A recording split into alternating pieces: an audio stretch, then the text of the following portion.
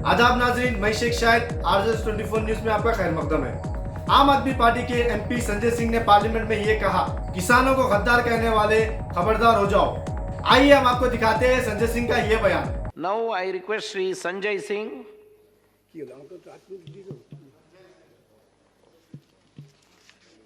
धन्यवाद मानवर, आपने इस अति गंभीर विषय पे मुझे अपनी बात कहने का मौका दिया। मान्यवर, मैं महामहिम राष्ट्रपति जी के अभिभाषण के विरोध में अपनी बात कहने के लिए खड़ा हुआ हूं और मैं दुष्यंत कुमार की चंद पंक्तियों से अपनी बात शुरू करना चाहता हूं कि हो गई है पीर पर्वत सी पिघलनी चाहिए, हो गई है पीर पर्वत सी पिघलनी चाहिए, इस हिमालय से कोई गंगा निकलनी चाहिए और सिर्फ हंगामा खड़ा करना मेरा मकसद नहीं, मेरी कोशिश है कि ये सूरत बदलनी चाहिए। आज मुल्क में जो हालात है किसान के मान्यवर, आज क्या हालत कर दी गई है इस देश में। पिछले 76 दिनों से किसान आंदोलन पर है, उनके ऊपर लाठियां चलाई गई, आंसू गैस के गोले छोड़े गए, बूढ़े किसानों की आंखें फोड़ दी गई, कड़कती ठंड में पानी की बौछारें की गई, उनको आतंकवादी कहा गया, उनको गद्दार कहा गया, उनको खालिस्तानी कहा गया मान्यवर, उनको अपमानित किया गया। यहां तक कि भारतीय जनता पार्टी के एक विधायक ने कहा ये किसान नहीं आतंकवादी हैं, इनको शूट कर देना चाहिए और अगर दिल्ली पुलिस नहीं कर पाती तो मैं इनको जूतों से मारूंगा, जूतों से मारूंगा। ये भाजपा के लोग कह रहे हैं मान्यवर। इस देश के अन्नदाता जो आपको अनाज पैदा करके आपका पेट भरते हैं, आप उनको जूतों से मारने की बात करते हैं। 11 दौर की आप वार्ता कर चुके, सारी की सारी वार्ता फेल। आप कहते हैं मैं एक फोन कॉल की दूरी पर हूं। मैं पूछना चाहता हूं क्या इस सरकार के पास कॉल करने के लिए 2 रुपए भी नहीं है? अरे 2 रुपए नहीं है तो हम लोगों से ले लो, लेकिन कॉल कर लो किसानों को, कॉल कर लो किसानों को। उनकी पीड़ा चरम पर पहुंच चुकी है मान्यवर। 165 किसानों ने अब तक अपनी शहादत दी है। आप जाइए गाजीपुर बॉर्डर पे, वहां पे 97 साल के इलम सिंह आपको मिलेंगे। उनके 2 बेटे फौज में हैं, रो रो के कहते हैं मुझे इस उम्र में उग्रवादी कहा जा रहा है, नक्सलवादी कहा जा रहा है। उनकी पीड़ा है मान्यवर। आप जाइए टीकरी बॉर्डर पे, आप जाइए सिंगू बॉर्डर पे, पीड़ा के साथ वो लोग कहते हैं शहीद आजम भगत सिंह के वंशजों को, शहीद लाला लाजपत राय के वंशजों को, जलियांवाला बाग कांड में शहादत देने वालों के वंशजों को आप खालिस्तानी कह रहे हैं, आतंकवादी कह रहे हैं, उनको अपमानित करने का काम कर रहे हैं। मैं आपसे पूछना चाहता हूं क्या दुश्मनी है आपकी इन अन्नदाताओं से? चलिए सब कुछ कर लिया आपने, अब तो कम से कम उनके ऊपर दया कीजिए और ये तीनों काला कानून वापस लेना ही पड़ेगा, आपको लेना चाहिए। अब आपने जुल्म की इंतहा कर दी है। आप चले जाइए गाजीपुर बॉर्डर पे मान्यवर, कटीले तार, बड़े बड़े कीले गाड़ दी गई हैं, 12-12 इंच की कीले सड़कों पे गाड़ दी गई हैं। देखकर ऐसा लगता है कि दुश्मन देश की सेना आने वाली है। ऐसी स्थितियां दो परिस्थितियों में जन्म लेती हैं मान्यवर। जब देश का शासक अपनी जनता से डरने लगता है तो ऐसी सीमाएं बेड़ियां बनवाता है, या देश की जनता को शत्रु समझने लगता है तब ऐसी बेड़ियां लगवाता है। यह हो रहा है मान्यवर। आज इनके जुर्म के कारण हिंदुस्तान के महान किसान नेता बाबा महेंद्र सिंह टिकैत के बेटे राकेश टिकैत को रोना पड़ा और यह कहना पड़ा कि भाजपा के लोग घेर कर हमें लाठियों से पीटना चाहते हैं। यह आप करा रहे हैं, यह आप करा रहे हैं। आप डेमोक्रेसी की बात यहां पर करते हैं, आप आजादी की बात यहां पर करते हैं। आपने इस देश की हालत यह बना रखी है कि राजदीप सरदेसाई जैसे वरिष्ठ पत्रकार के ऊपर आपने मुकदमे दर्ज करके पत्रकारिता को भी दबाने और उसको कुचलने का काम किया। हर तरफ जुल्म, हर तरफ एफआईआर, हर तरफ मुकदमे। जो पानी पहुंचा रहा है उस पे मुकदमा, जो डीजल दे रहा है उस पे मुकदमा, जो खाने का इंतजाम कर रहा है उस पे मुकदमा। एनआईए लगा दो, सीबीआई लगा दो, पुलिस लगा दो, जांच लगा दो। अरे वो आपके देश के नागरिक हैं। आप कहते हैं किसानों को यह बिल समझ में नहीं आया, हम बड़े समझदार हैं, आइए हम आपको किसानी बिल समझाएंगे।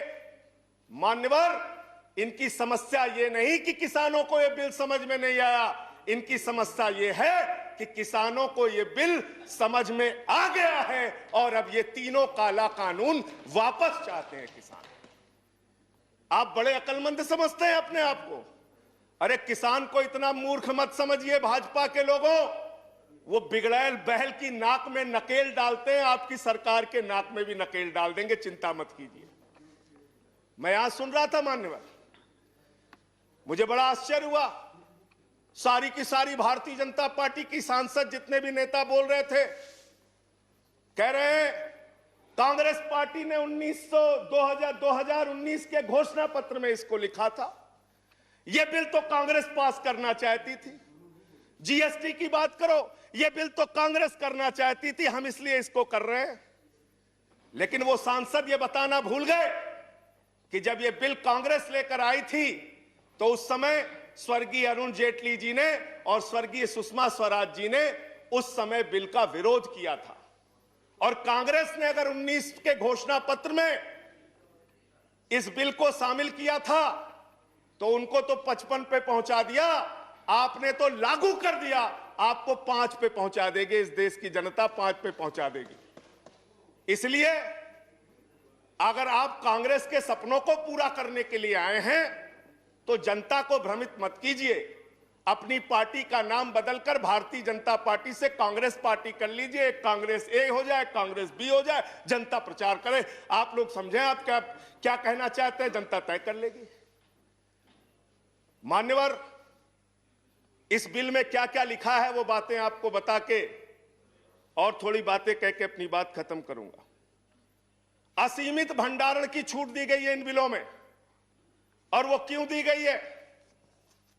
2 साल से अडानी का 100 एकड़ जमीन का लैंड यूज चेंज करने की एप्लीकेशन हरियाणा सरकार के पास पेंडिंग थी। लेकिन 7 मई को जब पूरे देश में लॉकडाउन लगा था, उस समय उस लैंड यूज को चेंज करके 100 एकड़ जमीन पर अडानी को भंडारण कोल्ड स्टोरेज बनाने की छूट दी गई और 5 जून को ऑर्डिनेंस के जरिए असीमित भंडारण और कोल्ड स्टोरेज बनाने की छूट दी गई। तो ये बिल किसानों के लिए नहीं लाया गया, अपने 4 पूंजीपति मित्रों के लिए ये सरकार ये काला कानून लेकर आई है। उन्हीं को फायदा पहुंचाने के लिए काला कानून लेकर आया गया है, उन्हीं के लाभ पहुंचाने के लिए काला कानून। ये सरकार 130 करोड़ हिंदुस्तानियों की सरकार नहीं है मान्यवर, यह सरकार उन 4 पूंजीपति लोगों की सरकार है जिनके लिए कानून बनाते हैं और जिनसे चंदा लेकर ये लोग चुनाव लड़ने का काम करते हैं। यह उनके लिए बनाई गई है मान्यवर। मान्यवर, इस सरकार में कहा गया दिल्ली के मुख्यमंत्री के बारे में कि किसानों का साथ दे रहे हैं, किसानों का साथ दे रहे हैं। मैं पूरी जिम्मेदारी के साथ कहना चाहता हूं सदन के अंदर, दिल्ली के मुख्यमंत्री अरविंद केजरीवाल, आम आदमी पार्टी किसानों का साथ दे रही थी, देती रहेगी। और आपने हमसे 9 स्टेडियम मांगा जेल बनाने के लिए, केजरीवाल जी ने इनकार किया। हम वहां पानी का इंतजाम कर रहे हैं, आप पानी का इंतजाम रोक रहे हैं। हम वहां शौचालय का इंतजाम कर रहे हैं, आप वहां शौचालय का इंतजाम रोक रहे हैं। आप वहां पर लोगों को पानी, खाना, शौचालय इस तक पर प्रतिबंध लगाना चाहते हैं।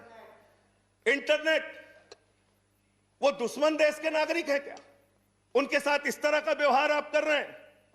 एक माहौल बनाया गया 26 जनवरी को, लाल किले पे हमला, लाल किले पे हमला। 7 रूट पे किसान ट्रैक्टर रैली लेके निकला मान्यवर, तिरंगा रैली लेके निकला और 7 रूट पर कहीं किसान ने कोई उपद्रव नहीं किया, कोई हिंसा नहीं की। जो लाल किले पे लोग आए थे वो भारतीय जनता पार्टी के लोग थे जिन्होंने लाल किले पे हमला किया। जिन्होंने लाल किले पर तिरंगे का अपमान किया। और वो दीप सिद्धू जो भाजपा का नेता है, उसकी फोटो प्रधानमंत्री के साथ है, देश के गृह मंत्री के साथ है। भारतीय जनता पार्टी को इसका जवाब देना चाहिए कि भाजपा के नेताओं ने लाल किले का अपमान क्यों किया, तिरंगे का अपमान क्यों किया। मैं ये कहना चाहता हूं मान्यवर, आज वो दीप सिद्धू संजय जी कंक्लूड भागा फिर कीजिए। रहा। सर सबको समय मिला, मुझे भी थोड़ा समय दे दीजिए। आई हैव गिवन सफिशिएंट टाइम। सबको समय दिया, मुझे भी समय दे नो नो दीजिए। नो 10 मिनट दे। सर 10 मिनट दिया मैं। मान्यवर दीप सिद्धू भाजपा का नेता वो फरार है जिसने लाल किले पे हमला किया, जिसने तिरंगे का अपमान किया। अपनी घिनौनी राजनीति के चक्कर में ये लोग कहां तक जा सकते हैं, इसका सच है ये जो सामने आया है। आप एमएसपी देने की बात कहते हैं, आप कहते हैं हम इस देश के किसान को एमएसपी देंगे। बड़ी अजीब बात है मान्यवर, इस देश के किसान को एमएसपी देने के नाम पर क्या कर रहे हैं ये। मैं उत्तर प्रदेश की खबर बता रहा हूं। 10 धान के क्रय केंद्रों पर 10 अधिकारियों के खिलाफ एफआईआर हुई क्योंकि क्रय केंद्र में खरीद में एमएसपी में गड़बड़ी की गई। इसी तरीके से 1 रुपए किलो गोभी बिक रही थी तो किसान ने अपनी गोभी पे ट्रैक्टर चला दिया। उत्तर प्रदेश की खबर। बरेली के अंदर उत्तर प्रदेश में 3 करोड़ की धान खरीद हो गई कागजों पे, किसान का पता तक नहीं है। तो डेरेक ओब्रायन साहब, जो यूपी में खरीद हुई है वो भूतों की खरीद हुई है, किसान का पता नहीं, नाम दर्ज करके खरीद हो गई। 4 साल में गन्ना किसानों पे मात्र 10 रुपए इन्होंने बढ़ाया है उत्तर प्रदेश के अंदर, मात्र 10 रुपए मान्यवर। तो इसलिए ना आप एमएसपी देना चाहते हो, ना किसान को उसके फसल का दाम देना चाहते हो।